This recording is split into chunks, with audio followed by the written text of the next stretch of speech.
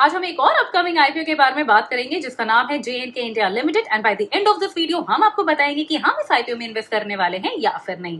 But before starting welcome you all to our channel learn to save with Apoorva and अभी तक अगर आपने हमारे चैनल को सब्सक्राइब नहीं किया है तो प्लीज चैनल को सब्सक्राइब करना मत भूलिएगा एंड बेल आइकन जरूर दबा दीजिएगा जिससे आपको हमारे आने वाले सभी वीडियोस की नोटिफिकेशंस मिलती रहे।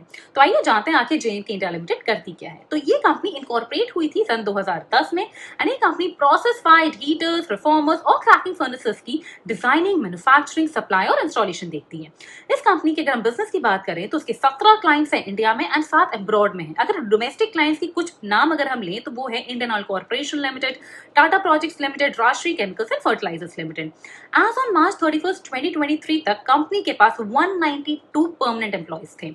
अब आइए जान लेते हैं रिस्क अटैच क्या है कंपनी के साथ। तो कंपनी ने इक्विटी शेयर्स दीपक कचरालाल बरुका को जो ट्रांसफर किए थे वो नहीं मिल रहे हैं, जिसकी वजह से पॉसिबिलिटी है कि कंपनी को पेनाल्टी पड़ सकती है एंड कंपनी के रेपुटेशन और बिजनेस नेगेटिवली इफेक्ट हो सकता है। नेक्स्ट, कंपनी के 2 इंडिपेंडेंट डायरेक्टर्स और एक नॉन एग्जीक्यूटिव डायरेक्टर के पास ही एक्सपीरियंस है लिस्टेड एंटिटीज में डायरेक्टर होने का, बट जितने भी डायरेक्टर्स हैं उनके पास कोई भी एक्सपीरियंस नहीं है, जिसकी वजह से कंपनी के परफॉर्मेंस, इंटरनल कंट्रोल सबको मेंटेन करने में प्रॉब्लम आ सकती है। नेक्स्ट, कंपनी के अपने कुछ फैमिली इश्यूज भी चल रहे हैं, जैसे वन ऑफ द प्रमोटर्स की जो वाइफ हैं लाइक प्रज्वल कामत और उनके बेटे तनीषा कामत एंड प्रज्वल कामत की कुछ और रिलेटिव्स की अगर हम बात करें तो उन्होंने अपना कंसेंट, इंफॉर्मेशन और कंफर्मेशन नहीं दिया है अंडर सेबी एक्ट 2018 के, जो डिस्क्लोज करना मैंडेटरी होता है इन RHP।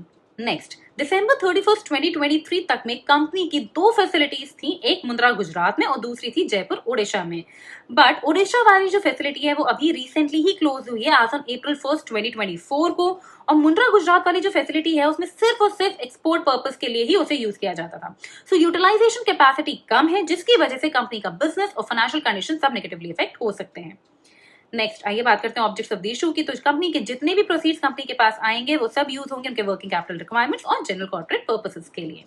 अब आइए देख लेते हैं इन नटशेल कंपनी का क्या कहता है।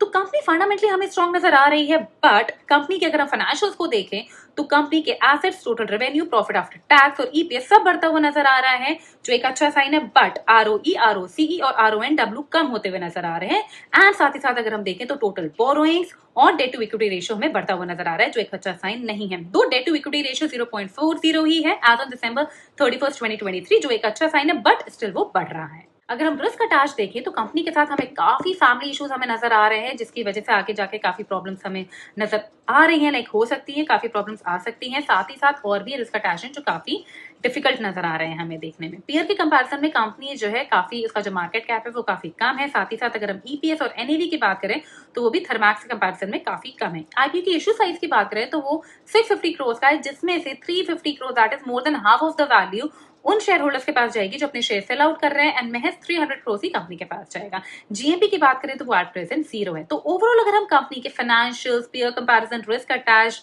GMP इन सबको देखें तो हम इस कंपनी में इन्वेस्ट नहीं करेंगे। Thank you.